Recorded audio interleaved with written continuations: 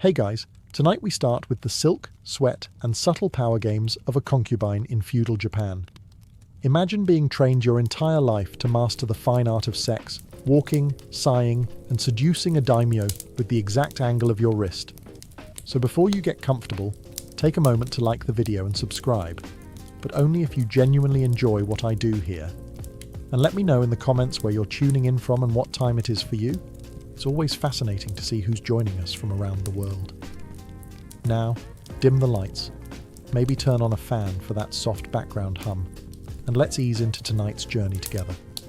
Dawn arrives with all the subtlety of a polite knock.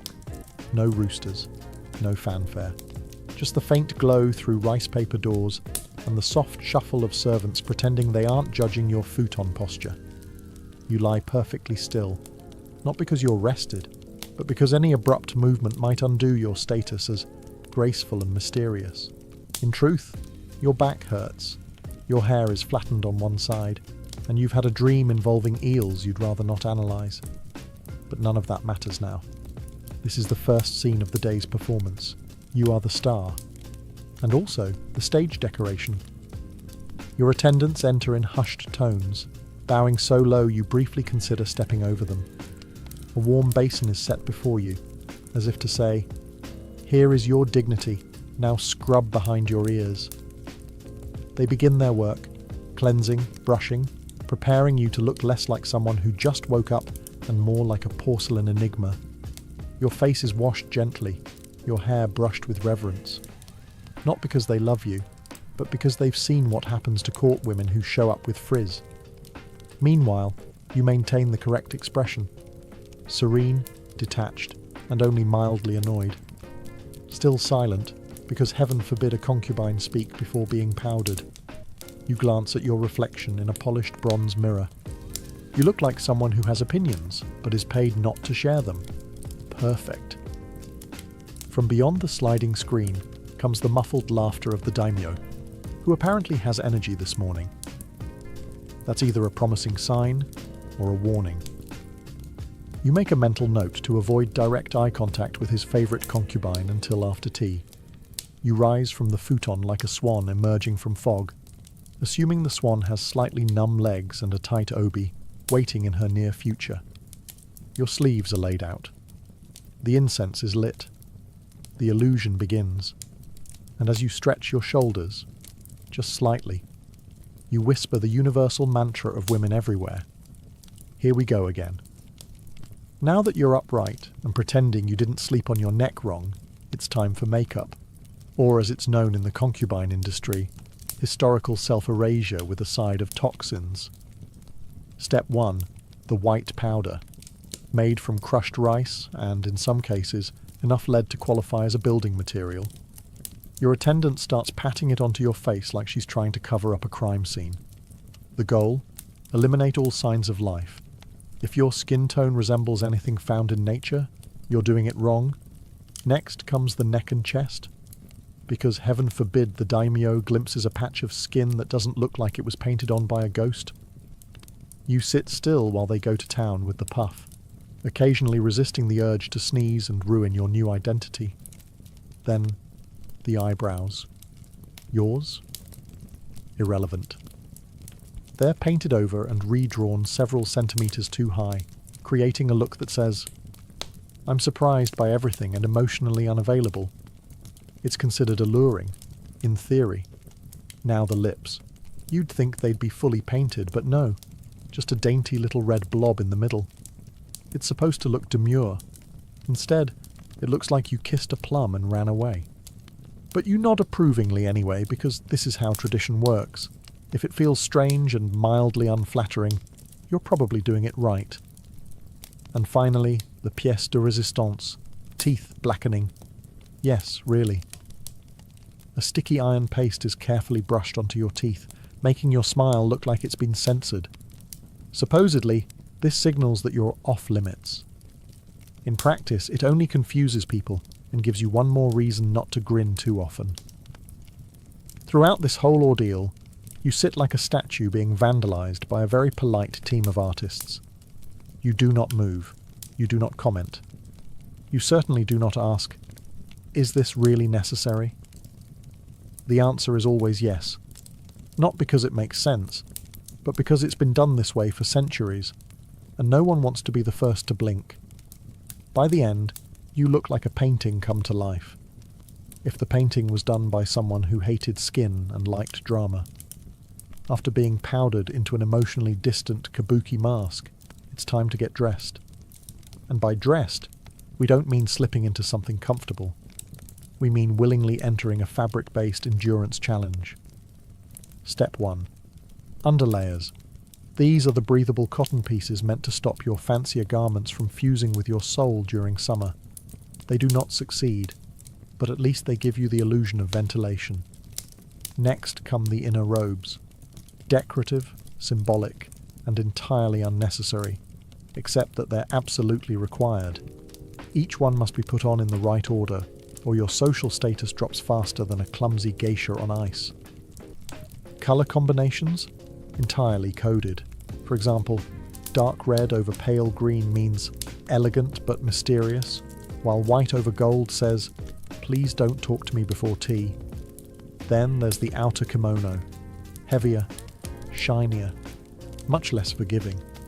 By now, your sleeves are long enough to smother a rival concubine if needed, which, incidentally, is why no one stands too close during morning prep. And finally, the obi, the sash that ties it all together and quietly tries to murder your spine. It's pulled tight enough to remind you you're not allowed to breathe freely until sunset. A well-tied obi can say many things: refinement, poise, and the quiet desperation of someone one sneeze away from full collapse. You don't dress yourself, of course.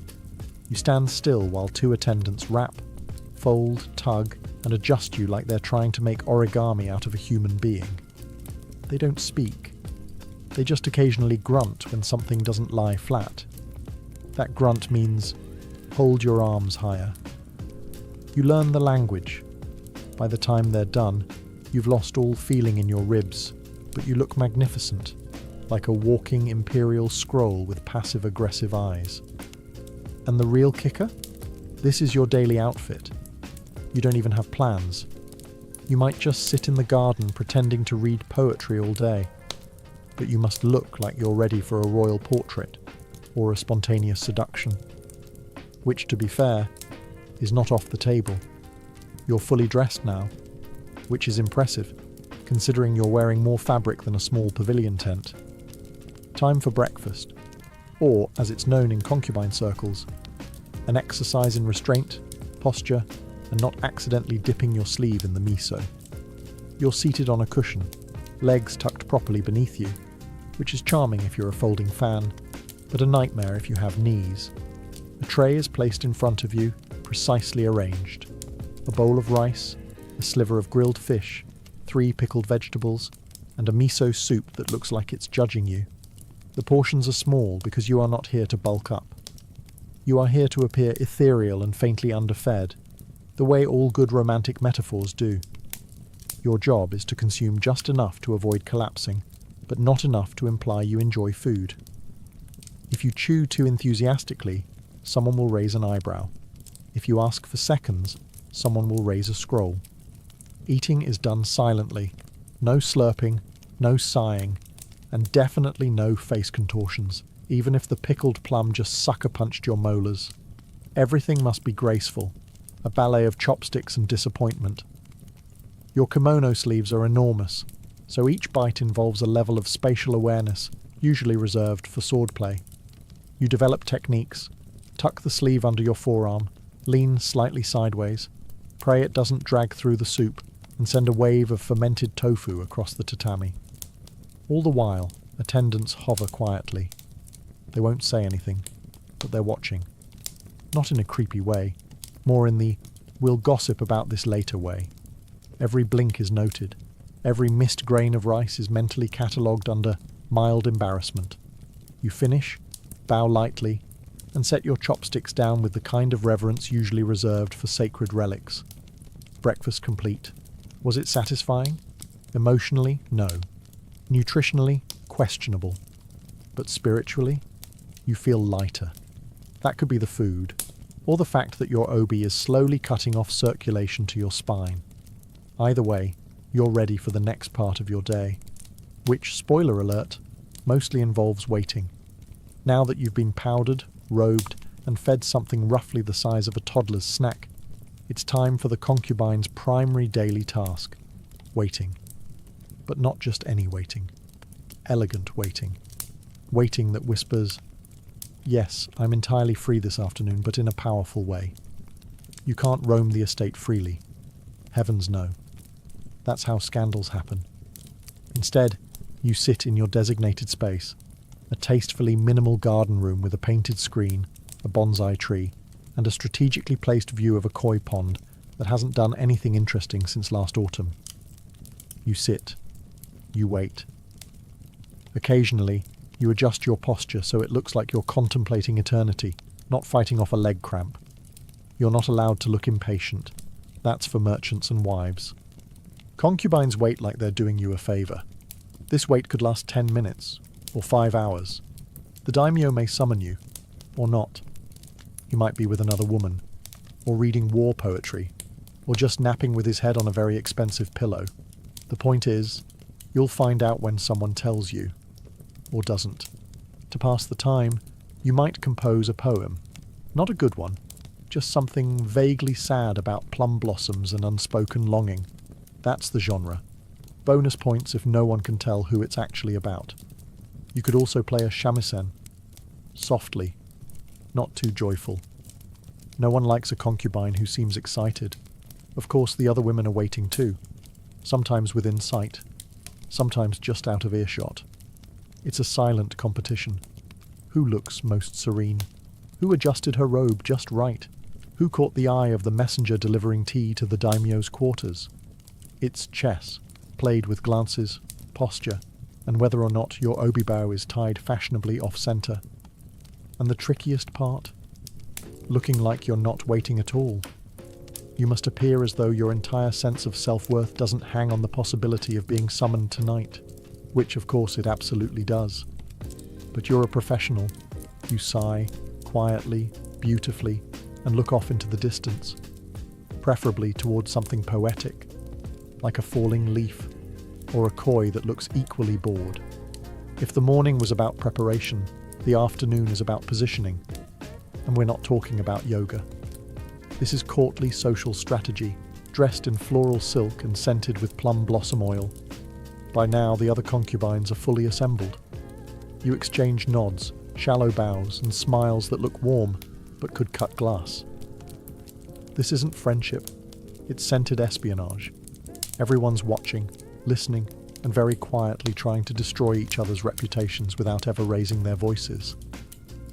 The room is calm, the tension is floral, the topics of conversation are trivial, by design. Lady Aiko's calligraphy has improved. Translation: she used to write like a drunken monk. The daimyo seemed very peaceful this morning. Translation: he didn't summon you, did he? And of course the classic, you look radiant today, which actually means, you look less dead than usual, congratulations. Compliments are verbal daggers sheathed in politeness. The sharper the smile, the more likely you're being insulted. A well-timed observation about someone's kimono being bravely modern can spark a week-long existential crisis. You navigate all of this with grace, or at least you pretend to. Smile gently. Tilt your head when listening. Appear impressed by someone's haiku, even though it was clearly plagiarized from a folding screen. Then comes the moment someone mentions the daimyo. Maybe he was seen walking near the pond. Maybe he paused to examine a fan one of the other concubines left out, by accident. The room becomes still, but casually still, like no one's definitely panicking on the inside. This is when the performance deepens. You must seem interested in him, but not too interested. Confident, but not cocky. Available, but untouched. It's like trying to be a dessert that everyone wants, but no one's sure is safe to eat. And through it all, you keep your voice soft, your posture impeccable, and your insults indirect. This is how status is gained. Not through war, through whispers. And if you leave the room with even one rival doubting her sleeve choice, her poem, or her scent, you've done well today. You haven't been summoned. Yet. But hope springs eternal, and also sweats discreetly under 12 layers of silk. So, as the sun crawls past its highest point, and you've survived another round of eye contact diplomacy, it's time for your just-in-case bath. Not mandatory, just highly recommended. In the same way it's recommended you don't smell like anxiety and pickled radish when entering a daimyo's private chamber. The bathhouse is quiet, steamy, and filled with the faint scent of yuzu peels and pressure. You undress with your attendant's help, because most concubines cannot single-handedly escape the labyrinth of ties, folds, knots, and moral restrictions that come with formal kimono wear.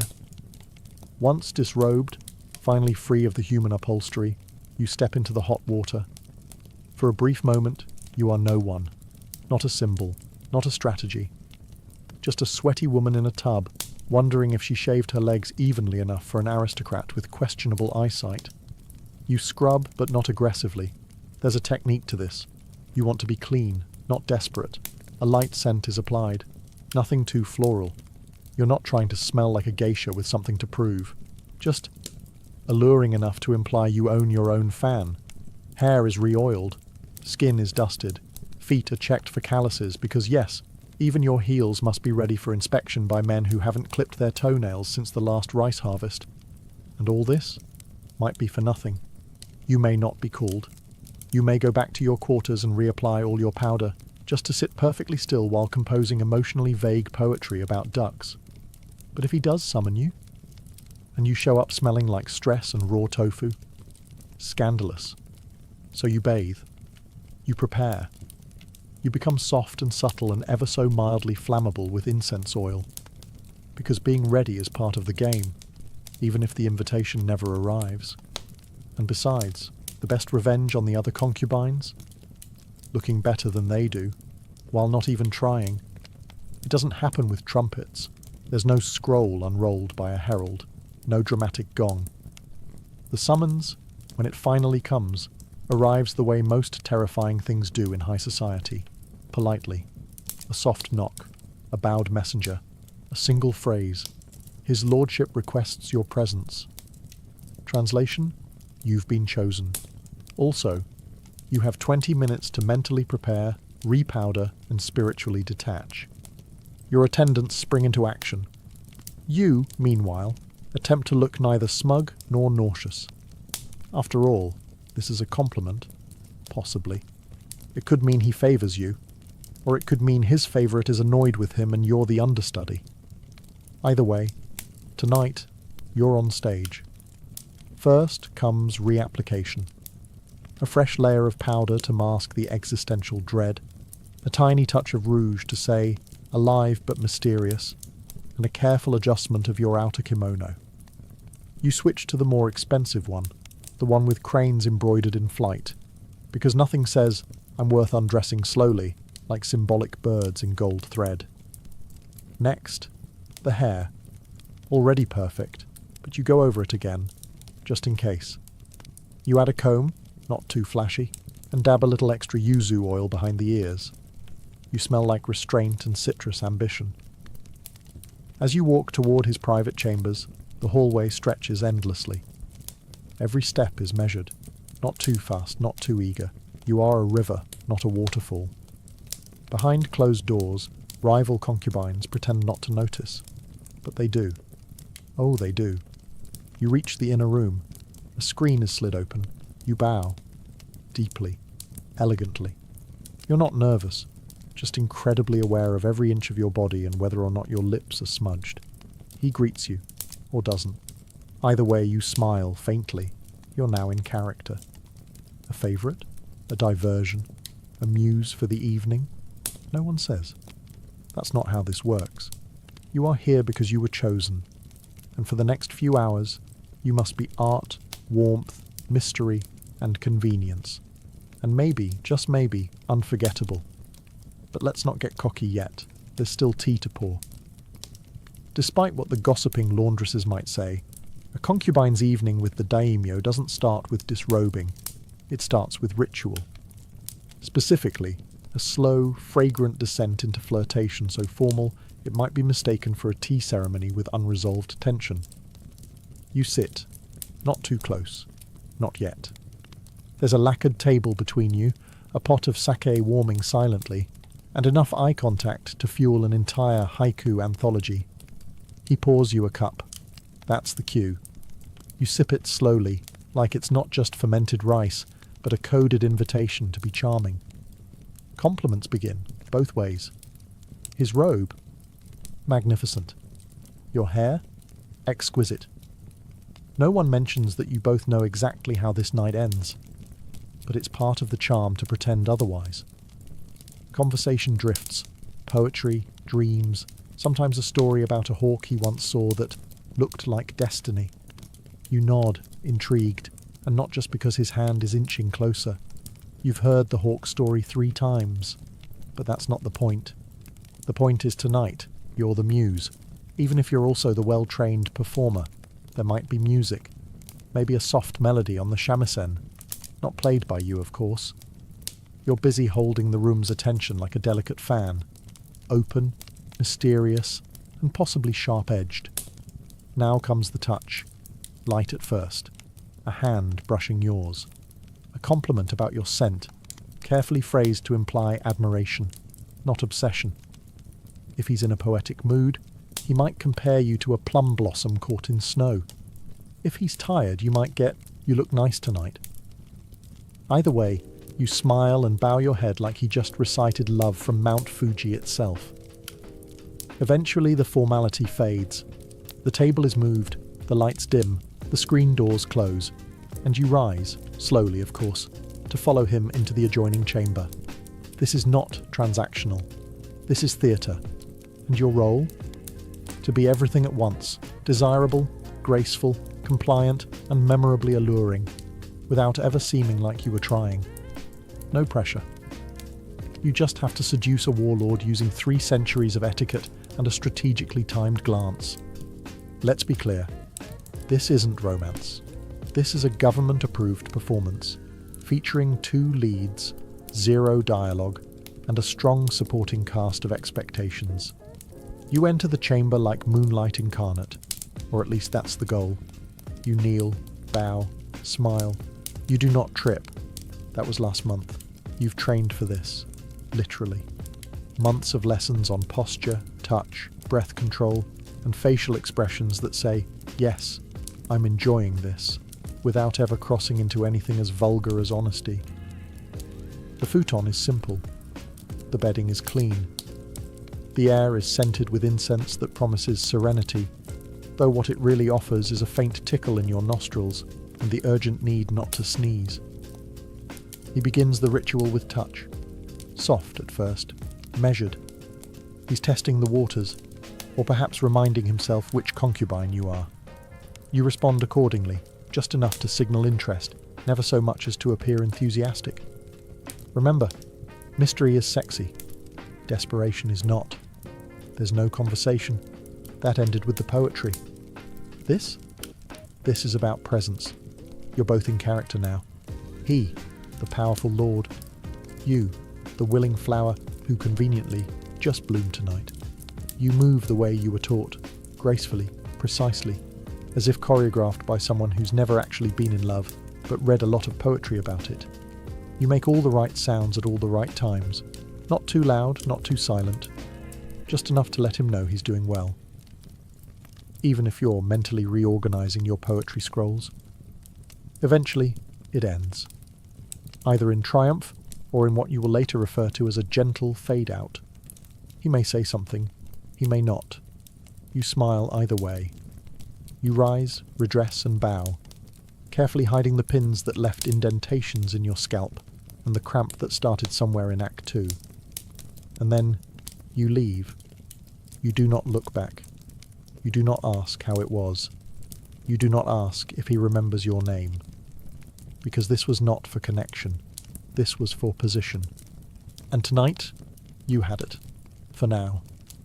He's asleep, sprawled out across the futon like a man who's just conquered a province and not, say, fallen asleep immediately after moderate effort. You lie beside him, eyes open, spine straight, mind racing. Not because you're overwhelmed with emotion, but because this part, the afterglow, is where the real mental gymnastics begin. Did you do well? Was your hair still in place? Did he like the part where you tilted your head just so? Should you have moaned a bit more, or was that one breath too loud? These are the questions you won't ask, but will obsessively review like a general analysing battlefield losses. You can't move yet? Leaving too soon seems cold. Staying too long seems clingy. So you lie there, watching the ceiling, counting the bamboo slats and wondering if the other concubines are awake. Probably. They can smell a summoning like wolves smell fear. The silence is heavy. Not unpleasant, just full. Full of unsaid things, unasked questions, and the faint hope that you've earned yourself a slightly better breakfast tray tomorrow. He might mumble something, a compliment, a name, hopefully yours. You nod in the dark, even if he's already snoring like a man who's never had to sleep with his dignity folded inside his obi. Eventually you rise. Quietly. The graceful post-coital exit is a delicate thing. You gather your robe, tie your sash, and straighten your hair just enough to look like a woman who glows from mystery, not sweat.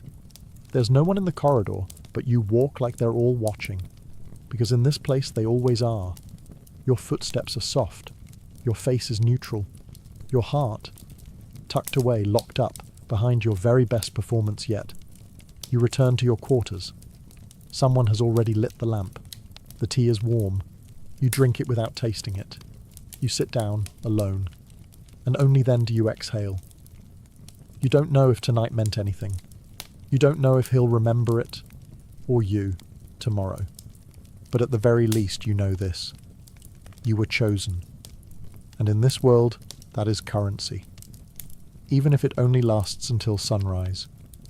You wake up early, again. Not because you're refreshed, but because concubines don't get to sleep in. That's for wives, or men, or mythical creatures with no political rivals. The futon you fell into last night feels smaller, or maybe you're just aware of how little space you actually occupy in the palace's hierarchy. A decorative presence wrapped in brocade and tightly controlled expectations. Your attendants enter, eyes politely avoiding yours. No one says anything about where you were last night, but they all know. The scent of incense lingers faintly on your skin, and your hair is only slightly messier than the standard, unapproachable cloud of perfection look. They begin the process anew. Powder, comb, fold. Reconstruct the masterpiece that is your public face, which is remarkably similar to yesterday's masterpiece, with the only real difference being your increased awareness of how exhausting beauty actually is. The silence between you and your attendants is companionable, if also tinged with quiet judgment. One might cough, ever so lightly. Another might casually mention that Lady Keiko received a rare silk comb this morning. You nod. The game is back on. There's no debrief. No recap. You don't tell anyone how the daimyo smelled faintly of plum wine, or how he said something vaguely poetic before falling asleep mid-sentence. You certainly don't mention that you're now second-guessing every moment of eye contact. That would be unseemly. Instead, you sit once again in your chamber, composed, refined, preparing for another day of passive warfare disguised as floral arrangement critiques and shamisen practice. You sip tea. You write half a poem. You stare at a crane outside the window and wonder what it feels like to fly away from all of this while wearing only one layer of clothing. By now, news will have travelled. Everyone knows you were summoned. Everyone is recalculating, including you, because that's what being a concubine really means. Balancing emotion with calculation, intimacy with strategy, and desire with absolute silence. You smooth your sleeve. You breathe. Today, you are not the favourite, but you are still in the game. And in this palace, survival looks an awful lot like stillness in silk. You don't need ears to hear gossip in a palace. You just need functioning intuition and a decent understanding of passive-aggressive phrasing. Within an hour of sunrise, Your name has floated through at least 3 courtyards, 2 tea rooms, and a suspiciously loud flower arranging session. No one says it directly, of course. They say things like, "How radiant Lady So-and-so seems this morning," which means she's glowing because she got chosen, and we're all pretending not to notice. I wonder if his lordship prefers traditional poetry or livelier company these days. Translation: she probably recited something dumb and still got picked. Unbelievable. You hear these things in passing, snippets whispered behind fans or dropped into casual conversations like little poison seeds. It's impressive in a way, like watching trained assassins throw shade with floral metaphors. Your job? Stay quiet. Say nothing. Smile faintly, the way a cat does when it knows something you don't. Because engaging in gossip is risky, but being the target of gossip and reacting, fatal. So instead, you vanish a little. You take longer walks. You sit slightly further from the group. You practice your calligraphy with such focus that people begin to wonder if you're either deeply enlightened or quietly scheming. Either way, good, because in the concubine arena, invisibility is a superpower. The loud ones get noticed. The noticed ones get envied, and envy here is basically a decorative dagger in a silk sheath. You respond to barbed compliments with kindness so polite it's insulting. "Oh, you think my robe is too elaborate? Thank you. It was a gift." Smile. Bow. Exit the scene. You survive on restraint, timing, and the occasional knowing glance that suggests you could destroy someone, if you cared enough. And while others scramble for proximity to power, you perfect the art of subtle distance. You don't need to always be in the spotlight, because you were already in it once. It starts subtly. Fewer glances, slower summons. One day, the maid forgets your favourite incense. Another, your tea arrives lukewarm. The message is clear, not harsh, not cruel, just indifferent. You are no longer tonight's mystery. Someone else is. She's new, or not. Maybe she's just had a glow-up and a conveniently timed poem. Either way, she's suddenly the focus. The fan of attention has turned, and it's not pointing at you. You handle it like a professional. No complaints, no dramatics. Just a slightly longer pause before bowing to the daimyo, and an almost imperceptible tightness in your smile when someone says, "Isn't it lovely how youthful Lady Hana looks these days?" Of course it is. Youth is so charming, so temporary. Now comes the test. Can you stay poised while being quietly replaced? Can you fold your hands and compliment your successor's hairpin while mentally calculating how long she'll last before she trips over her own ambition? This is the unspoken part of the job. Not just being chosen, but being unchosen gracefully. The fall from favour is not a scandal, just a shift in the tide. You're still in the palace, still dressed like a painting, still performing. But the spotlight has moved, and now you have to survive in the shadows, without looking like you care. You still show up to the garden, still compose poems, still sit perfectly still during afternoon tea while everyone tries to read into the way your cup trembles. But the truth is, you do care. Of course you do. Not just for him, but for the position, the validation, the tiny power that came with being the centre of a very controlled universe. And now? Now you are a supporting character in someone else's story.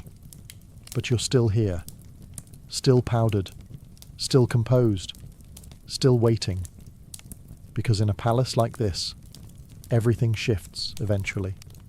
Fortunes, fashions, favourites. All it takes is a wrong word, a broken fan, or a poetic metaphor about rain that sounds a little too personal. So you wait, not bitter, just patient. Because if favour can fade, it can also return. And you'll be ready when it does. Eventually, the paint comes off.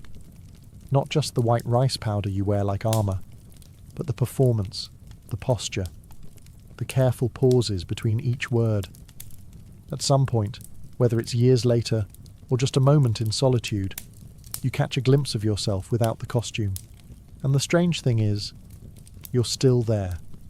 Beneath the layers of fabric, reputation, jealousy, poems, and politeness lives a woman who remembers everything. The first summons, the first compliment, the first time she realized she was no longer the favourite. You've played every part. Muse, rival, mystery, shadow. You've smiled through rejection and composed haiku while quietly planning your emotional survival. And what do you have to show for it? A spine stronger than your obi, a memory sharper than any court gossip, and an entire palace of women who either fear you, envy you, or quietly hope they age half as well as you have. Because here's the secret no one talks about. Concubines age. They fade, but they also endure. And in a world built around staying desirable, endurance is the most rebellious act of all. You no longer rush to the mirror when the messenger arrives. You no longer wonder if your hair is pinned at the right angle for seduction. Some days you skip the full makeup ritual and just sit by the koi pond, because sometimes watching fish do nothing feels more honest than trying to look like a poem. You still dress in silk, yes, but now you wear it for yourself. And when the new girls arrive, powdered, bright-eyed, walking the same hallway you once conquered, you smile. Not kindly, not cruelly, just knowingly. Because you've played the game. You danced on the edge of power with your lips painted and your voice lowered to a whisper. And you're still here. Still graceful. Still dangerous in silence. What remains when the paint wears off? You do. And that's more than anyone ever expected. In ancient Babylon, the line between the sacred and the sensual wasn't just blurred, it was obliterated. The heart of this mystery lay in the towering temples of Ishtar, goddess of love, fertility, and war. Unlike the prudish morality that came centuries later, the Babylonians saw sexuality as a divine bridge, a way to reach the gods, not offend them. Within these temples, ritual sex wasn't just accepted, it was expected. And it wasn't done in shadowy corners, but in full view of heaven. According to ancient sources, particularly Herodotus, that tireless gossip of the classical world, every Babylonian woman, at least once in her life, was required to present herself at the temple of Ishtar. There she would wait, adorned in perfume and prayer, until a stranger approached her and tossed a silver coin into her lap, the goddess's price. No woman could refuse. The act itself, sex with a man she didn't know, was not seen as scandalous, but sacred. A public sacrifice of her body for the good of the cosmos. The temple was not a brothel, not in the way we understand it. It was more like a stage, where religion and desire played out rituals older than kings. And the women who served there, the Nadtu, weren't lowly. Many were priestesses, or daughters of nobility, cloaked in silks and mystery. Their duties were spiritual, ecstatic, and yes, sexual. The idea was simple and utterly radical. By engaging in sex under the gaze of the gods, fertility was invoked, divine favour was won, and cosmic order was maintained. The land would bear crops, the rivers would flow, wombs would swell. It wasn't sin, it was sacred ecology. But let's not romanticize it entirely. Even in antiquity, not everyone agreed with this so-called sacred sex. Later Mesopotamian rulers would try to distance themselves from the practice, perhaps out of moral reform or political pressure. But for a brief golden window in Babylon's history, the body was not a vessel of shame. It was the altar, and the whispering walls of Ishtar's temple still echo with those long-forgotten moans of worship. If Babylon turned sex into sacred duty, the ancient Greeks turned it into theatre, one with masks, wine, and secrets. At the centre of this was Dionysus, the god of wine, ecstasy, and revelry. And nothing captured his spirit quite like the Dionysian mysteries, private initiation rites where participants sought to dissolve the boundaries between human and divine. These weren't your typical temple visits. The mysteries were held deep in groves or hidden sanctuaries, away from the public eye. Only the initiated could enter, and what happened inside was closely guarded. Outsiders speculated about wild orgies and drunken chaos, but the truth, as always, is more complex. Participants, men and women alike, prepared through fasting, music, dance, and long processions. They wore masks, animal skins, and sometimes nothing at all. The point was to shed your social identity, your ego, even your name. For a few hours, you weren't a merchant, a servant, or a noble. You were part of something primal, something older than the city walls. Sexual energy likely played a role, not as entertainment, but as a symbol of rebirth and unity. In a society where most of life was highly structured, these rites allowed for a controlled collapse of order. They promised catharsis, a temporary breakdown of barriers between man and woman, rich and poor, mortal and God. But it wasn't just a wild night in the woods. The mysteries were said to offer deep transformation. Those who returned claimed to have touched the divine, to have glimpsed something beyond reason. And indeed, many initiates described a feeling of renewal, as if the chaos had burned away their illusions. Of course, not everyone approved. Philosophers like Plato distrusted these ecstatic rituals, fearing they would lure people away from logic and discipline. But for many Greeks, the Dionysian mysteries were a necessary counterpart to their rigid public lives. They offered something that temples and politics could not: emotional truth. And that's the key. These rituals weren't about scandal. They were about transcendence. By embracing the wildness within, the Greeks believed they could access something sacred. In ancient Egypt, fertility wasn't just about crops or childbirth. It was the very lifeblood of the kingdom. And no river symbolized that better than the Nile. Each year, its floodwaters would rise, spreading rich silt and life across the land. The Egyptians saw this as a divine act, a sacred union between sky and earth, and they celebrated it with rituals that were anything but subtle. One of the most intriguing festivals was held in honor of the god Min, a deity of fertility, agriculture, and masculine vigor. His statues left little to the imagination. Often shown with an exaggerated, permanent sign of virility, Min was not just a symbol of life, but of potency.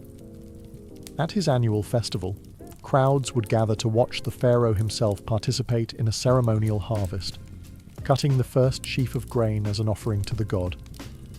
But this wasn't just a farming event. Dancers would perform nude or scantily clad, celebrating the beauty of the human body and its role in creation.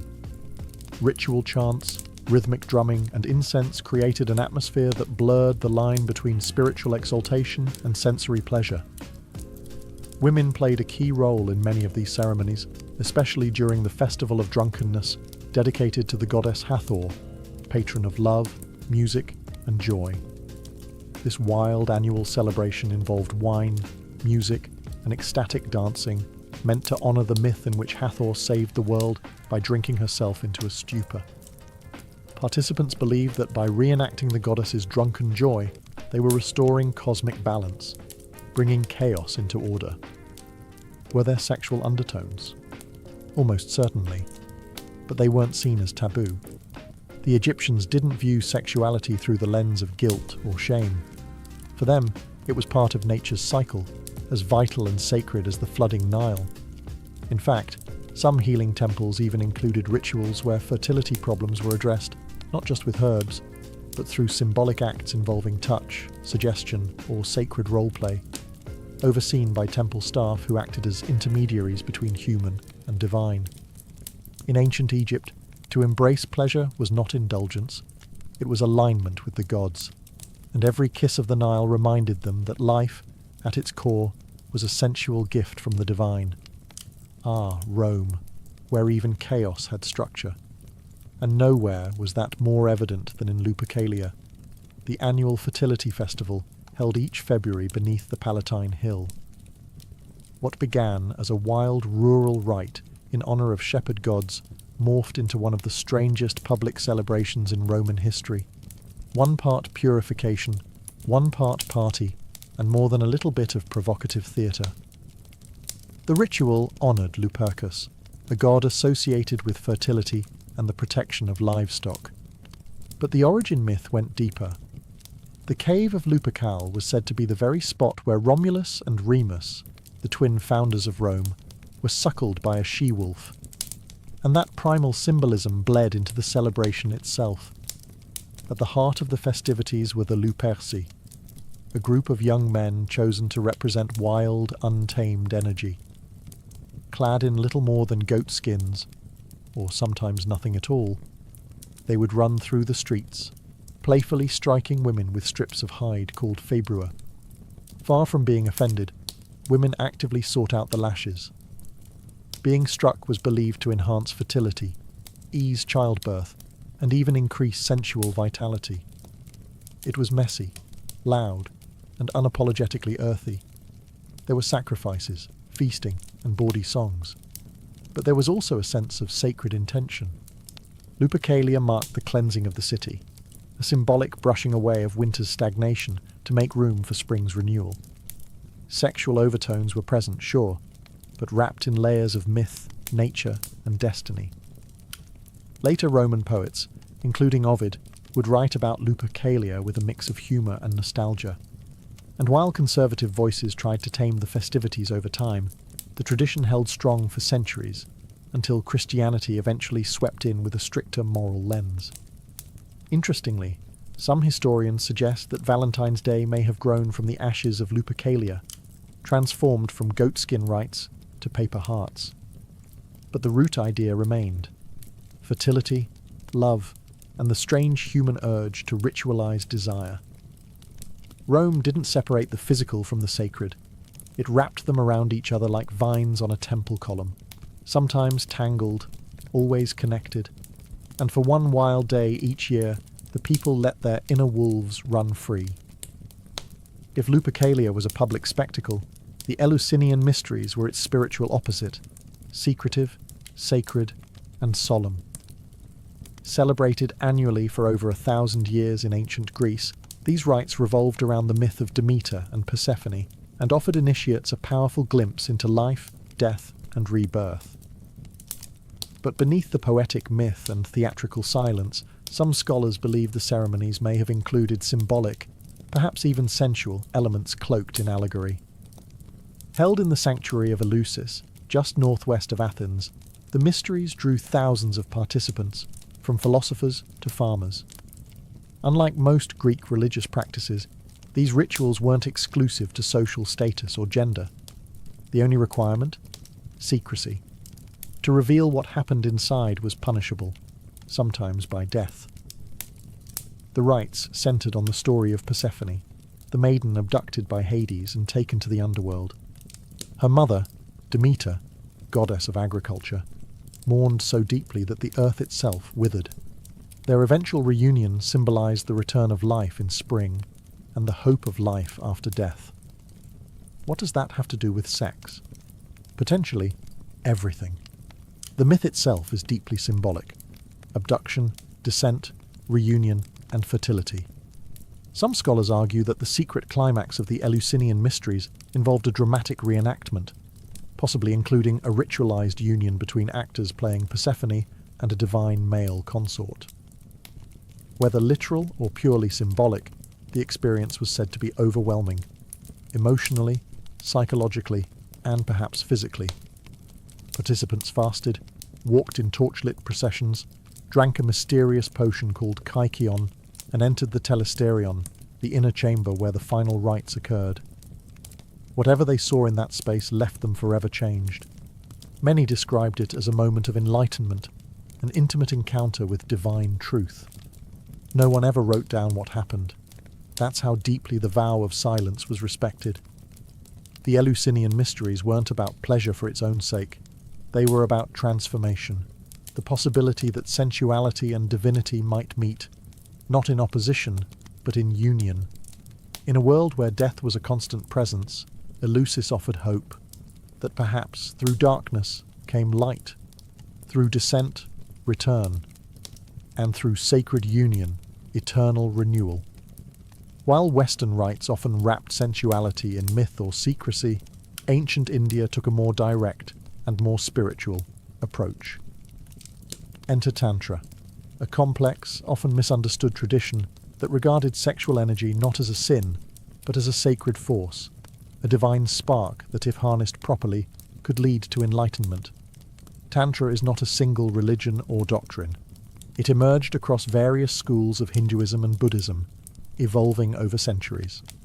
At its core, however, is the belief that the physical and spiritual worlds are not separate. To reach the divine, one doesn't escape the body, one fully inhabits it. Some tantric sects developed intricate rituals designed to transform everyday acts, eating, breathing, even intimacy, into paths toward liberation. Among the most famous and most controversial of these were the tantric sex rites, which involved carefully structured encounters between partners. These weren't about indulgence, they were sacred ceremonies performed with meditation, breath control, and chants. Every movement had symbolic meaning. Every moment was intentional. The male represented Shiva, stillness, consciousness. The female embodied Shakti, energy, creation. Their union mirrored the merging of opposites, the eternal dance between chaos and order, spirit and matter. The goal wasn't pleasure, but transcendence, a glimpse of divinity through the lens of desire. But let's clear up a common myth. Not all Tantra involved sexual rituals. In fact, most tantric practices were deeply ascetic. Chanting, visualizations, yoga, and intense focus were central. The sexual aspect, when present, was just one doorway among many, and often shrouded in layers of symbolism that made its meaning difficult to decode. That said, some texts like the Kama Sutra, often mistaken for a mere manual of positions, were rooted in the same worldview. Pleasure wasn't condemned. It was studied, refined, and placed within a larger spiritual system. In medieval temples such as Khajuraho and Konark, sculptures of intertwined lovers adorn the stone walls, not as decoration but as declaration. The path to the sacred runs through the senses. To ancient tantrics, desire was not a distraction, it was fuel, and when lit with wisdom and reverence, it could burn a path straight to the heart of the universe. Before Babylon, before Egypt's golden dynasties, there was Sumer, one of the world's first civilizations. And in its bustling temple complexes, particularly in the city of Uruk, the roots of sacred sexuality were already growing. At the heart of it all was the goddess Inanna, later known as Ishtar, and her enigmatic priestesses, women whose bodies were vessels for divine power. These women were not ordinary prostitutes. They were known as hierodules, sacred servants. Their sexuality was ritualized, honored, and seen as part of the cosmic order. In Sumerian texts and hymns, Inanna is described as a passionate, sensuous deity who celebrated love, fertility, and pleasure. Her temple ceremonies reflected this ethos, the merging of the spiritual and physical into a single, holistic form of worship. One of the most fascinating rituals believed to have taken place was the sacred marriage rite. Each year, during the New Year festival, the king of the land would symbolically marry the goddess through a high priestess. The ceremony involved music, offerings, poetry, and, according to many scholars, physical union. This wasn't seen as mere spectacle, it was the centerpiece of the city's renewal. By reenacting the goddess's divine union with her lover Dumuzi, the king was legitimized, the crops were blessed, and the cycle of life was renewed. Even outside this major event, sacred sexuality was part of the rhythm of temple life. The priestesses of Inanna were trained in music, dance, incantation, and the arts of love. For those who sought spiritual purification or divine favor, union with a hierodule was thought to bring healing, insight, or fertility. It was a rite, not a transaction. The role wasn't without complexity. Some of these women held powerful positions and lived within the protective walls of the temple. while others may have existed on its periphery, vulnerable to exploitation. Over time, the sacred faded, and later empires painted these practices in less favourable light, collapsing the divine into the profane. But in ancient Sumer, the body wasn't something to repress. It was a channel, through which the divine flowed like river water across fertile earth. And in the sacred chambers of Inanna, love was more than emotion. It was ritual. Far from the temples of the Near East and the mystic rituals of India, the ancient Celts celebrated fertility with fire, freedom, and forests. Their sacred festival was called Beltane, held on the eve of May, a liminal time between spring and summer, when the boundaries between the natural and supernatural blurred. It was a celebration of life, growth, and desire, and it was anything but modest. The Celts believed that the world pulsed with spiritual energy, spirits in trees, rivers, stones. And during Beltane, the energy of reproduction and rebirth reached its peak. Large bonfires were lit across hilltops, symbolizing purification and protection. People would dance around the flames, leap through the smoke for blessings, and even lead livestock between twin fires to guard them from illness in the coming season. But it was what happened after the firelight dimmed that gave Beltane its legendary reputation. Unmarried men and women would venture into the woods together for what was known as greenwood marriages. These were temporary unions, free from societal rules, and often consummated under the stars. It wasn't considered scandalous. Quite the opposite. These encounters were viewed as sacred acts aligned with the fertility of the earth. To join with a partner on Beltane night was to participate in the cosmic rhythms of nature, to mirror the union of the Earth Mother and the horned god, the divine masculine and feminine. Some accounts suggest that even married couples might briefly suspend their vows for the night, not out of infidelity, but out of reverence for tradition and renewal. Children conceived during Beltane were sometimes called children of the fire, believed to be blessed with strength and vitality. It was a festival where rules softened, desire was acknowledged, and life itself was celebrated in its rawest form. There were no temples.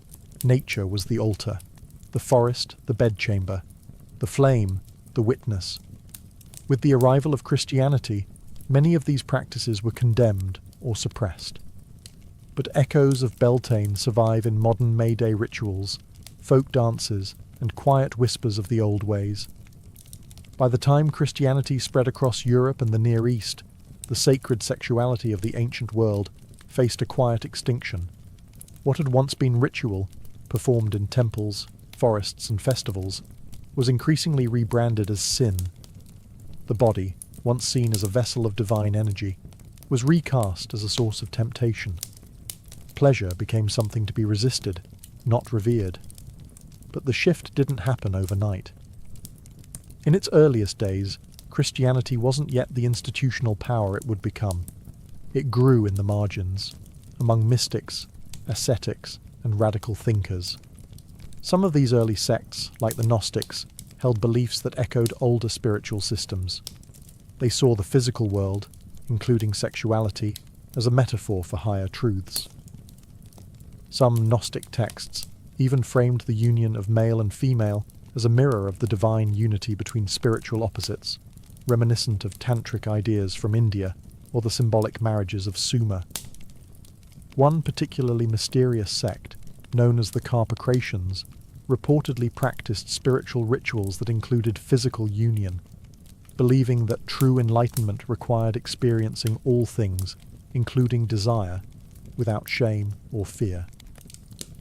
These fringe communities were quickly labelled heretical by the emerging church, their writings destroyed or buried. But hints remain, in dusty codices, gospels excluded from the Bible, and the quiet survival of old symbols repurposed for new dogma. As orthodoxy tightened its grip, rituals of sacred sexuality were driven underground. Temples were razed or converted. Festivals like Beltane were rebranded or forbidden. The sacred prostitute became a sinner. The sensual mystic became a heretic. But people, being people, remembered. in secret, in story, in symbol. Medieval mystics like Hildegard of Bingen wrote of divine ecstasy that sounded suspiciously physical. Visionaries described spiritual rapture using the language of union and passion. Even saints, in their moments of closest communion with God, often used metaphors that blurred the line between body and spirit. And so the sacred didn't vanish. It transformed. What began in the groves of Eleusis, in the chambers of Inanna, and in the forests of the Celts, never truly died. It went underground, into poetry, into dreams, into memory. Because while temples can be destroyed and rituals forbidden, the human longing to merge the physical with the divine, that's eternal. In the shadowed corridors of ancient Athens, where reason was supposed to triumph over vengeance, poison was handed down in a cup. In 399 BCE, the philosopher Socrates, one of the most influential minds in Western thought, was sentenced to death. Not by sword nor by exile, but by hemlock. It was a strange trial from the start. Socrates, a man who owned no property, wrote no books, and claimed to know nothing, was accused of corrupting the youth and introducing new gods.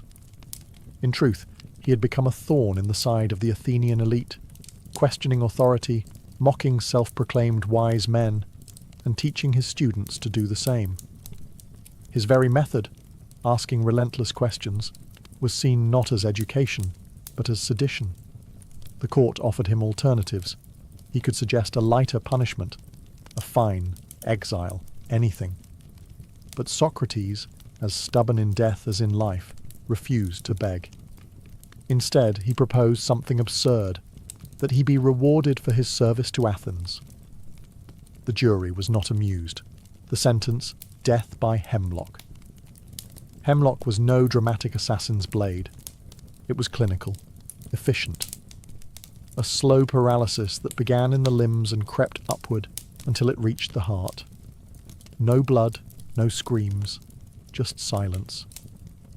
On the final day, surrounded by friends and students, Socrates was cheerful. He bathed, said goodbye to his children, and took the poison with calm resignation. As the cold numbness reached his legs, he continued to speak about the immortality of the soul, discussing death not as an end, but as a transition. His followers wept. Socrates did not. He died with his mind intact, a final lesson in control, conviction, and principle. He could have escaped. His supporters had arranged it. But he chose to obey the law, even the unjust one, believing that undermining the city's order would do more harm than his death.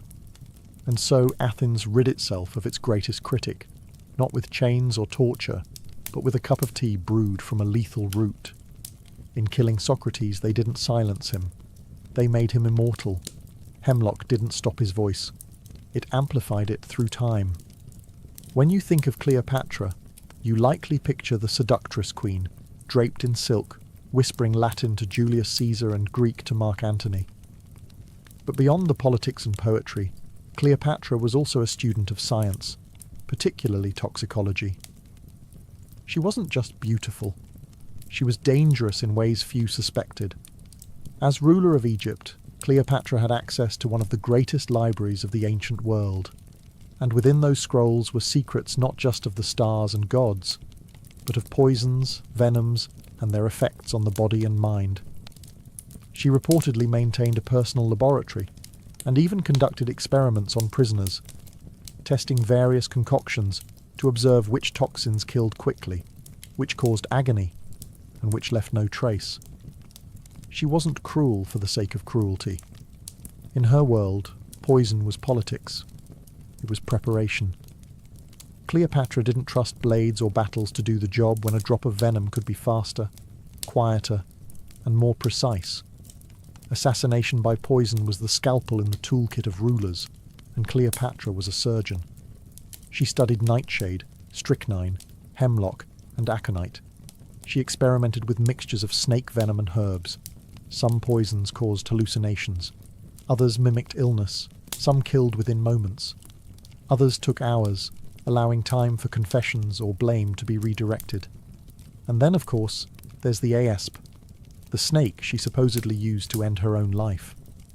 Legend says that when Octavian, later Augustus Caesar, conquered Egypt, Cleopatra refused to be paraded through Rome as a captive. Instead, she clasped an asp to her breast and allowed the venom to claim her. But even this death is debated. Some historians believe she may have swallowed a fast-acting poison hidden in a hairpin or ointment. After all, Cleopatra would have known which poisons caused convulsions and which brought a graceful death. The asp may have simply been the perfect symbol, a quiet sting for a queen too proud to be caged. To Cleopatra, poison wasn't a crime. It was control. It was the art of deciding who lives, who dies, and how history would remember her. And if her enemies underestimated her because of her charm, they often never lived long enough to regret it. In the Roman Empire, power didn't just corrupt, it poisoned. Literally. Behind the golden columns of the imperial palace, poison became the preferred method for eliminating rivals. No messy civil wars, no public executions, just a cup of wine, a bowl of figs, and a corpse before dessert. The emperors were no strangers to betrayal, and few trusted their own inner circles. In the 1st century CE, under the rule of Emperor Claudius, poison entered its golden age, thanks to one woman, Locusta, Rome's most infamous professional poisoner. Locusta wasn't just some shadowy figure in a back alley with a vial. She was a trained expert, practically a chemist by ancient standards, who served the political ambitions of the powerful. When Agrippina the Younger, Claudius's wife, wanted her son Nero on the throne, she called on Locusta. The result? A carefully poisoned dish of mushrooms, Claudius's favourite, and a rapid decline in imperial health. But the drama didn't stop there. Once Nero became emperor, he employed Locusta like a royal assassin. When his teenage stepbrother Britannicus posed a threat to his throne, Locusta was again summoned. The young prince died mid-banquet, convulsing in front of horrified guests. Nero was so impressed, he gave Locusta a full pardon, land, and even students to train in her deadly craft. In Rome, poison was the weapon of the educated, aristocratic, subtle, and difficult to trace. While blades left witnesses, poison left doubt. Was it illness? Indigestion? Divine punishment? The paranoia it bred was enormous. Cups were tested, food was tasted, even slaves became suspect. Rome developed elaborate defences, silver spoons to detect toxins, antidotes made of crushed emeralds, and the famous theriac, a universal antidote made from dozens of ingredients, including opium and viper flesh. Yet none of it could stop the slow tide of quiet deaths. Poison, in Rome, was more than a tool. It was a language, a silent negotiation between survival and ambition. And in the halls of marble and blood, it whispered louder than swords. In ancient China, poison was less a crime and more an art. Among the imperial courts of the Han, Tang, and Ming dynasties, it became a subtle language of power, used in whispers, silk sleeves, and teacups. No grand gestures, just a soft breath, and then silence. The Chinese elite were masters of pharmacology.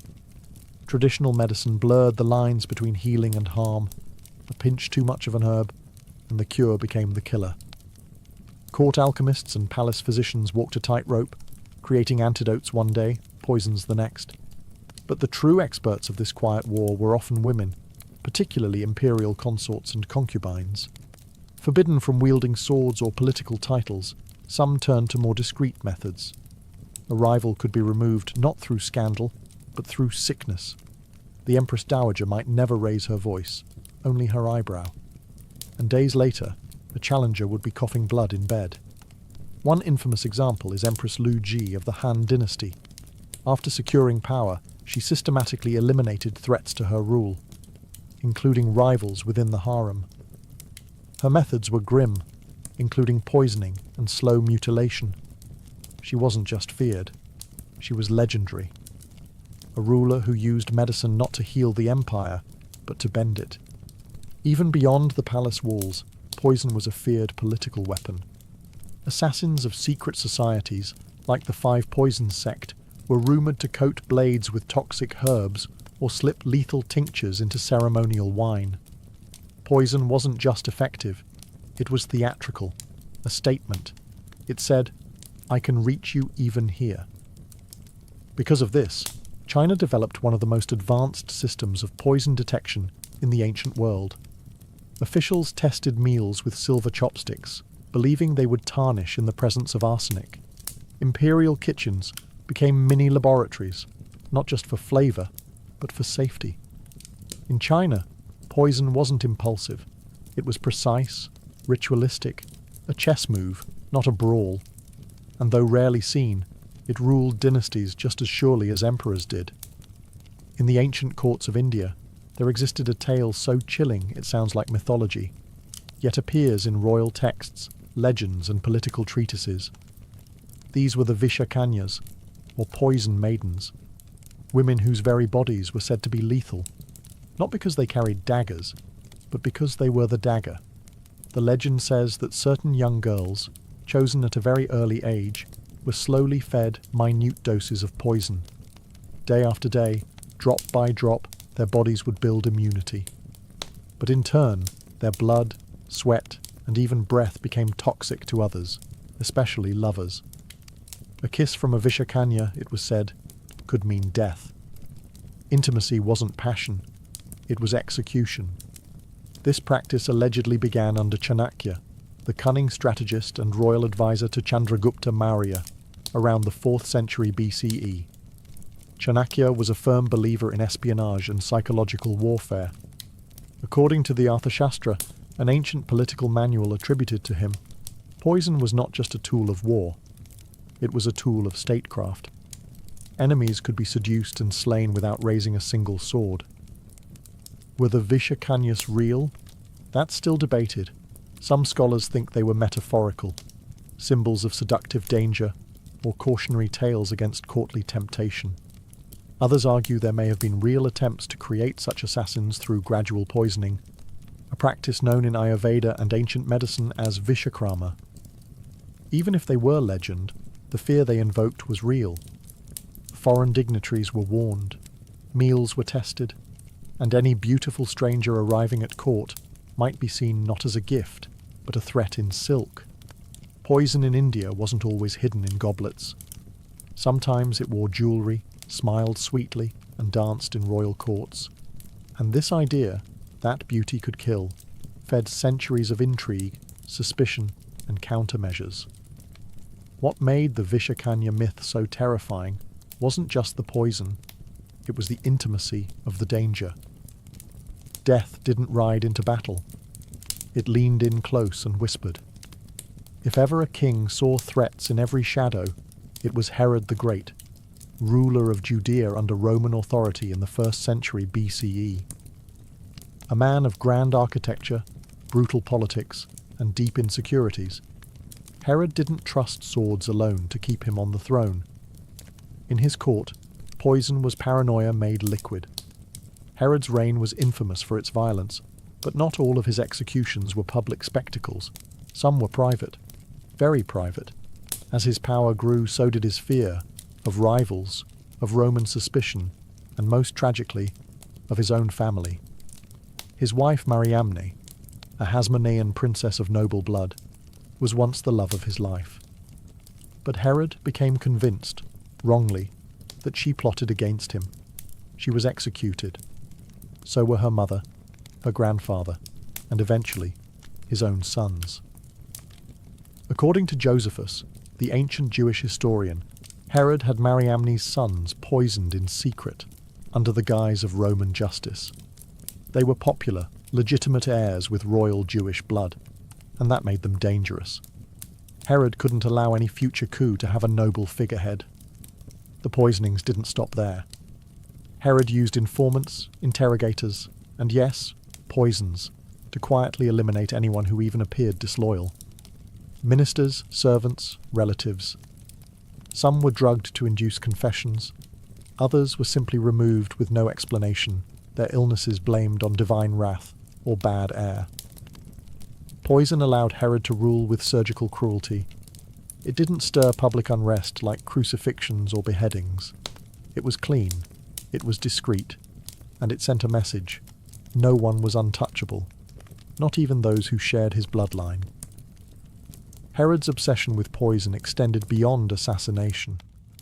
In his final days, racked with disease and madness, he feared his own death would go unmourned.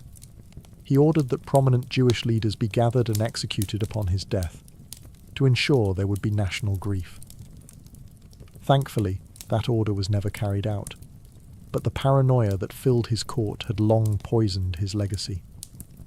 In the grand halls of Persepolis, amid golden columns and carved reliefs of warriors and lions, another battle was unfolding, one not of armies, but of whispers and goblets.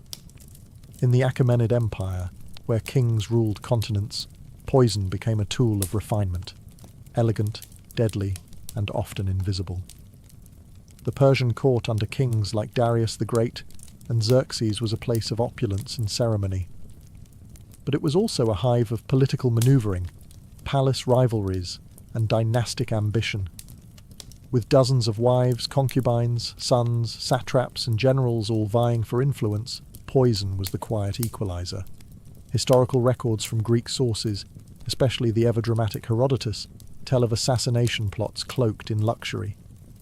Food tasters were standard practice, and kitchens were locked down like military zones.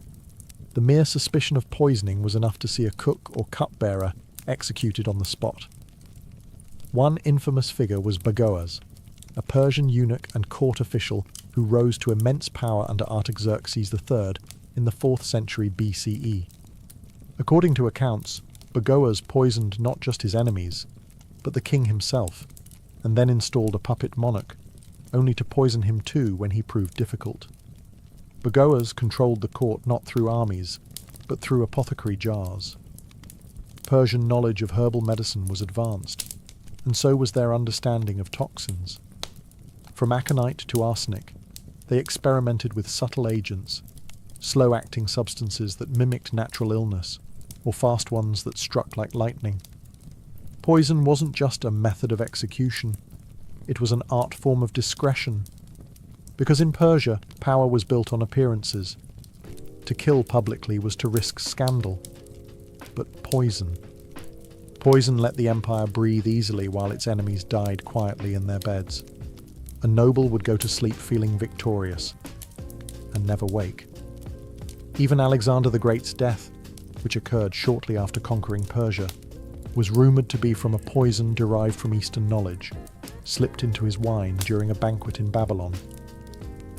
Whether true or not, the suspicion reveals the reputation Persians held for invisible warfare. In the Achaemenid Empire, kings reigned through image, wealth, and order. Though less theatrical than the palaces of Rome or the harems of Persia, ancient Israel and its surrounding cultures did not exist outside the reach of poison. In fact, the Bible contains several curious references to deadly herbs, tainted drinks, and divine tests involving toxic brews, suggesting that poison was known, feared, and sometimes used as proof of guilt or innocence. One of the strangest examples comes from the Book of Numbers, where a ritual called the Ordeal of Bitter Water is described. If a man suspected his wife of adultery, he could take her to a priest, who would mix holy water with dust from the temple floor and force her to drink it. The idea was simple. If she was guilty, the cursed drink would swell her belly and curse her womb. If she was innocent, nothing would happen. This wasn't just divine intervention. It was an early form of trial by poison, a dangerous liquid used not to kill outright, but to provoke a reaction and extract truth. Elsewhere in Scripture, poison appears more metaphorically, but still with dark weight. In Deuteronomy, the land of Israel is warned against worshipping false gods, with threats that the people's food and water would be cursed, gall and wormwood, both known in antiquity for their bitterness and toxicity. In Job, poison is compared to injustice, and in the Psalms the wicked are said to have poison under their tongues, a symbol of deception and deadly intent. There's also Herod, who appears in the New Testament and whose reputation for poison we covered earlier, linking biblical history with the greater story of toxic politics in the ancient world. While we don't see dramatic assassinations by poison in the core biblical texts, the awareness of its power was certainly there. The Hebrews lived among empires where poison was a courtly art, and they adapted their own legal and spiritual interpretations to fit that dangerous reality.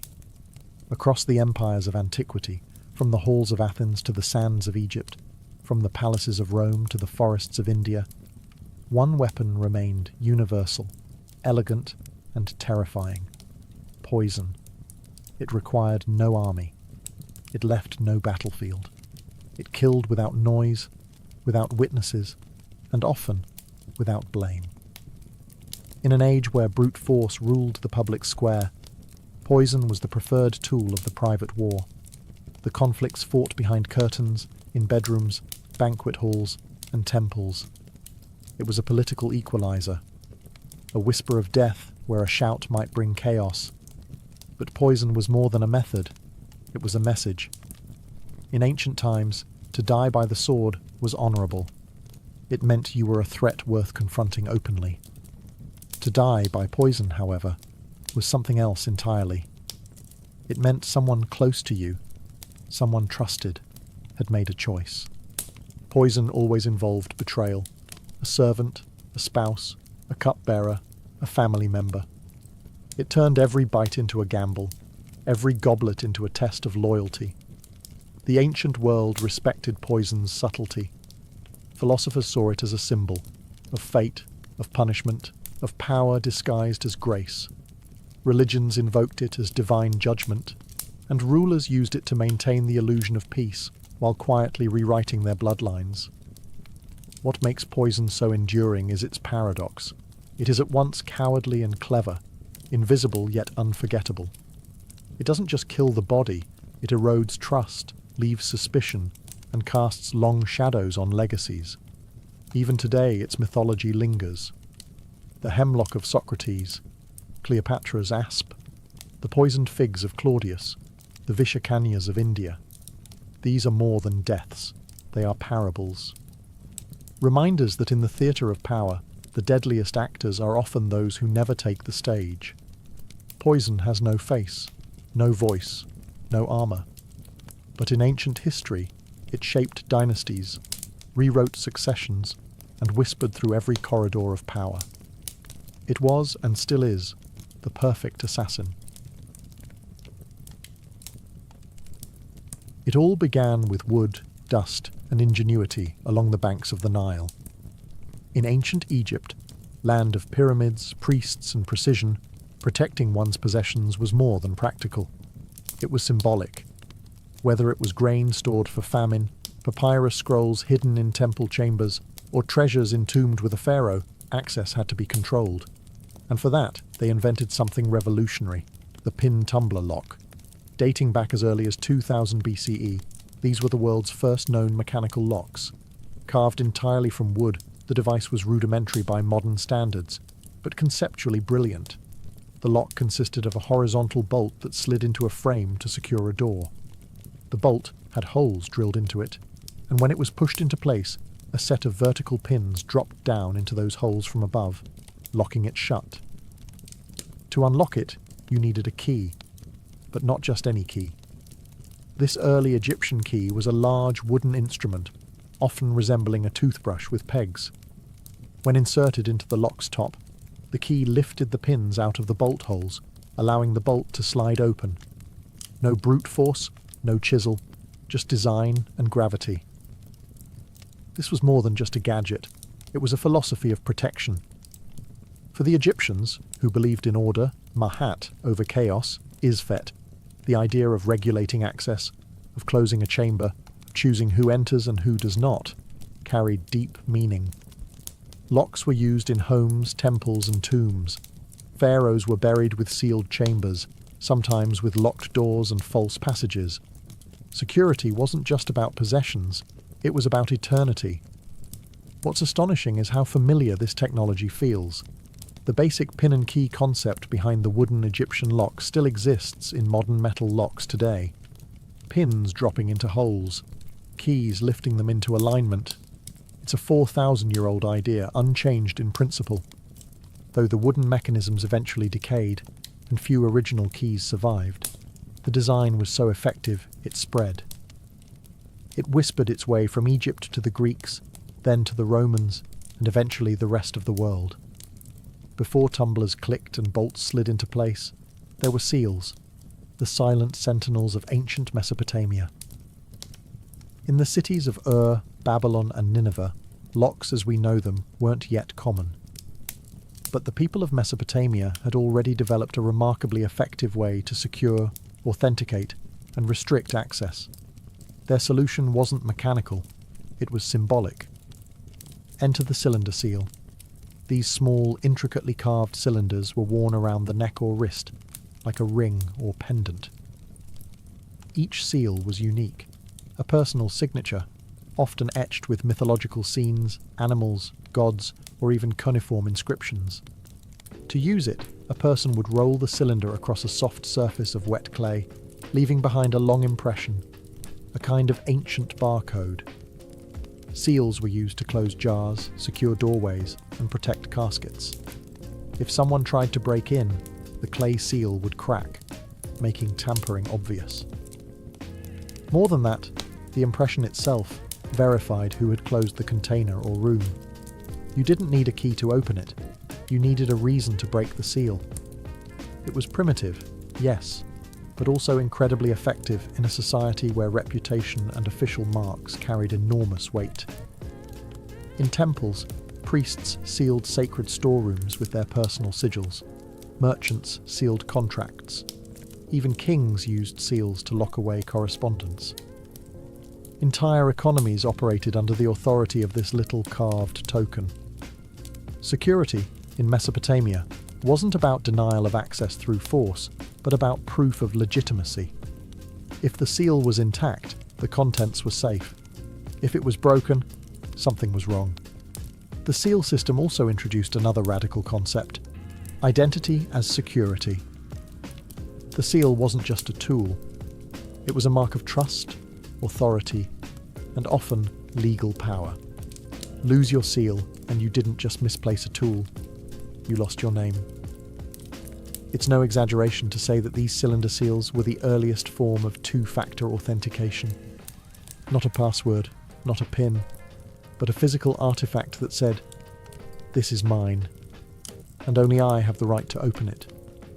While the Mesopotamians relied on seals and the Egyptians mastered wooden pin locks, the ancient Greeks brought a new kind of craftsmanship to personal security. With their growing cities, private homes, temples and treasuries, the Greeks began to develop more compact, durable and practical locking mechanisms. And with them came the rise of the locksmith, a specialized trade in the ancient world. Greek locks were a step forward from Egypt's bulky wooden designs. They often used metal components, though many parts were still fashioned from wood due to resource constraints and cost. The most common form was the bolt lock, where a sliding bar fit into a catch or groove in the door frame. It was secured in place with a metal pin or peg, and could only be released using a specially shaped key, often made of bronze or iron. But Greek keys weren't the small pocket versions we know today. These were long L-shaped rods, sometimes nearly as long as a human forearm. To unlock the door, the key was inserted into a vertical keyhole and used to lift and manipulate internal pins or pegs, allowing the bolt to slide free. The motion was both physical and symbolic. To carry a key was to carry authority, and to use it was to assert control over a space. Temples used locks to secure votive offerings. Wealthy citizens locked chests filled with coinage or jewellery. Even public buildings had secured archives and storerooms. The technology wasn't widespread. Most common homes relied on wooden latches or simple bars. But in the world of aristocrats, scholars, and priests, the lock became an object of both function and status. What set the Greeks apart was not just the mechanics, but the philosophy behind their locks. Security, in Athens especially, was tied to property rights and citizenship. A locked door meant privacy, ownership, autonomy. and the locksmith was no longer a mere artisan. He was a technician of trust. In an era defined by public debate and private drama, the Greek lock was the silent partner, keeping secrets safe behind oak doors and stone vaults. If the Greeks laid the groundwork, the Romans refined it. By the height of the Roman Empire, locks were no longer experimental. They were everywhere, in homes, in temples, in shops, and on the wrists of slaves. The Romans brought structure to everything they touched: roads, laws, armies, and security was no exception. Roman locks became smaller, stronger, and smarter. They used metal components, primarily bronze and iron, which meant these locks lasted longer and were harder to tamper with. The most common type was the warded lock, a system where only a key with the correct notches could rotate within the lock to move the bolt. The wards were fixed internal obstacles, and if your key didn't have the right cuts, it simply wouldn't turn. This led to the invention of the skeleton key, a stripped-down key that could bypass the wards in simpler locks. Romans loved this trick. So did thieves. But the real marvel was the Roman puzzle lock. Small, intricately crafted mechanisms often built into boxes or chests. These locks required not just the right key, but sometimes a sequence of movements or pressure points to unlock. Some even used false keyholes to throw off would-be intruders. These were the ancient world's version of a combination safe. Roman keys themselves were often small and elegant, sometimes worn as rings, a convenient blend of utility and jewellery. It was common for Roman citizens to wear their keys on their fingers as a status symbol. If you had a key, it meant you owned something worth locking up. Interestingly, some locks were also placed on slave collars, marked with inscriptions like, "If found, return to master." These locks weren't protecting treasure, they were enforcing ownership. Chilling, but a reminder that security in Rome wasn't always about valuables, it was also about power. The Roman Empire's approach to locks wasn't just practical, it was personal. Keys were made to fit your lock and no one else's.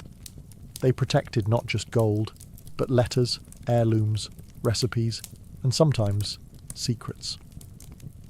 While the West refined its keys and bolts, the East was quietly crafting elegant mechanical marvels of its own. In ancient China, lockmaking wasn't just a matter of utility. It was a reflection of balance, precision, and sometimes even spiritual harmony. By the Zhou dynasty, around 1000 BCE, Chinese artisans were producing all-metal locks, often made from bronze and later iron. These were compact, portable, and mechanically sophisticated. Unlike the large, visible systems used in Egypt or Greece, Chinese locks were designed to be discreet and efficient, often built into chests, cabinets, and even gates. The most iconic form was the Chinese padlock, or suo. These were usually barrel-shaped or rectangular, with a flat key inserted from one end. Inside, a series of spring-loaded tumblers or pins would align when the right key was inserted, allowing the bolt to slide free. Sound familiar? It should. The pin tumbler design mirrored the same logic the Egyptians had pioneered centuries earlier, but the Chinese took it further by miniaturizing it and improving durability. Some locks were shaped like animals or mythical creatures, dragons, tigers, turtles, combining practical use with symbolic protection. A tiger-shaped lock on your chest wasn't just security, it was spiritual defense. The design conveyed power, guardianship, and often luck. China also developed trick locks, early versions of puzzle locks that required multiple steps or deceptive angles to open. These weren't just used to guard money or jewellery. Scholars and officials stored important documents, calligraphy, or family heirlooms in locked boxes that could only be opened by someone who understood the mechanism. Security was about intellect, not just ownership. Locksmithing became a respected trade. Some artisans kept their techniques secret, passing them down through families. Others innovated new forms that travelled along the Silk Road, influencing security systems as far as the Middle East. In the heart of ancient India, amid temples, scrolls, and intricate palace corridors, security was treated not merely as protection, but as art, ritual, and sometimes even spiritual safeguard. Though India's ancient locks haven't survived in as large numbers as Roman or Chinese counterparts, references in Sanskrit texts and archaeological finds suggest that by the time of the Maurya Empire, around 300 BCE, mechanical locks were not only in use, they were evolving in clever and culturally distinct ways. Indian locks were often used to secure temples, treasure rooms, and storage chests, many of which contained not just wealth, but sacred relics or royal documentation. These locks were primarily metal, small in size, and employed internal levers or pin systems, some using sliding tumblers similar to Chinese and Roman designs. But ancient Indian ingenuity took a special turn toward camouflage security. Carved wooden panels in temples and royal palaces would sometimes conceal hidden compartments or false drawers, protected by secret trigger locks that only a select few knew how to operate. A push in the right spot, a twist of a carved leaf, and a panel would spring open or shut. Some of these mechanisms still baffle modern restorers, built with such precision and mystery that they border on architectural riddles. Sanskrit texts like the Arthashastra, a political and economic treatise from the Maurya era, detail the importance of guarding information, treasure, and royal property using secret rooms, double doors, and disguised locks. These weren't just mechanical, they were psychological. The idea was not only to keep intruders out, but to prevent them from even realizing something needed protecting. Locks in India were also deeply symbolic. A temple gate might be locked not just for security, but as part of a ritual cycle, opened only on auspicious days. Certain lock designs incorporated lotus flowers, serpents, or sacred geometry, acting as both deterrent and blessing. In Indian philosophy, protection wasn't always about confrontation. It was about redirection, illusion, and wisdom. In the misty forests and icy fjords of ancient northern Europe, locks weren't simply tools of convenience. They were statements of territory, symbols of ownership, and at times, charms against the unknown. Among the Celts, whose societies flourished across Iron Age Britain and Gaul, security was more practical than ornamental. Their homes and granaries often relied on heavy wooden bars, iron door rings, and sliding bolts. Yet archaeological digs at Celtic sites have unearthed padlocks and keys, often simple in design, but made with surprising precision. Early evidence of iron-forged warded locks, much like those used in the Roman world. It's likely that these technologies spread through contact with Roman traders or occupying forces. But for the Celts, protection wasn't always mechanical. It was spiritual. Homes were guarded with charms, symbols, and ritual markings on thresholds to ward off not just thieves, but spirits.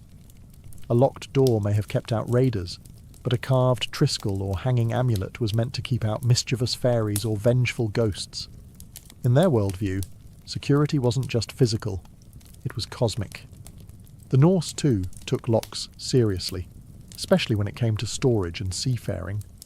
Viking ships and chests were often equipped with iron padlocks designed to withstand weather, theft, and sabotage. Some Norse keys were found with burial goods shaped like serpents, axes, or even miniature Thor's hammers. These were both functional tools and symbols of authority. To carry a key was to own, command, and protect. Women in Viking society often held the keys to the household, quite literally. Archaeological finds show women buried with elaborate key rings and belt-hung lockpicks. In a way, the key wasn't just about entry. It was status, trust, and identity. Interestingly, Norse mythology itself touches on locking and unlocking. The gods used runes to seal doors, and certain spells were designed to bind or unbind fate, echoing the symbolic power of locks beyond the physical world. So while the North may not have had the ornate puzzle locks of Rome or the philosophical elegance of China, their locks told their own story, one forged in iron, tradition, and superstition. As the Western Roman Empire crumbled, the Byzantine Empire rose in the east, carrying forward Roman engineering and its love for locks. But Byzantium didn't just preserve ancient designs, it refined them, combining Roman mechanics with Eastern elegance, while passing on security technology into the Islamic Golden Age. Byzantine locks were often miniature masterpieces. Their padlocks, shaped like animals, crosses, or abstract patterns, were made from bronze or iron and used advanced ward systems that required precisely cut keys. Many Byzantine locks incorporated rotating bolts, spring-loaded mechanisms, and false keyholes, laying the groundwork for modern puzzle locks. The tradition of wearing keys as badges of status continued. Bishops and abbots often carried ceremonial keys to churches and archives, emphasizing access as sacred privilege. But it was in the Islamic caliphates, especially during the Abbasid era, that the science of security blossomed into both art and innovation. Building on knowledge from Persia, India, Greece, and Rome, Islamic craftsmen elevated lockmaking to a highly respected trade. The Abbasids, ruling from Baghdad, developed extremely sophisticated lock systems, some with 4 or 5 internal levers, intricate tumblers, and even early combination mechanisms. Their padlocks were both beautiful and cunning. Brass locks shaped like lions, fish, or birds were not only functional, they were statements. Arabic inscriptions often adorned the sides, praising Allah or stating the owner's name, fusing faith, identity, and security. Islamic scholars also wrote treatises on mechanical devices.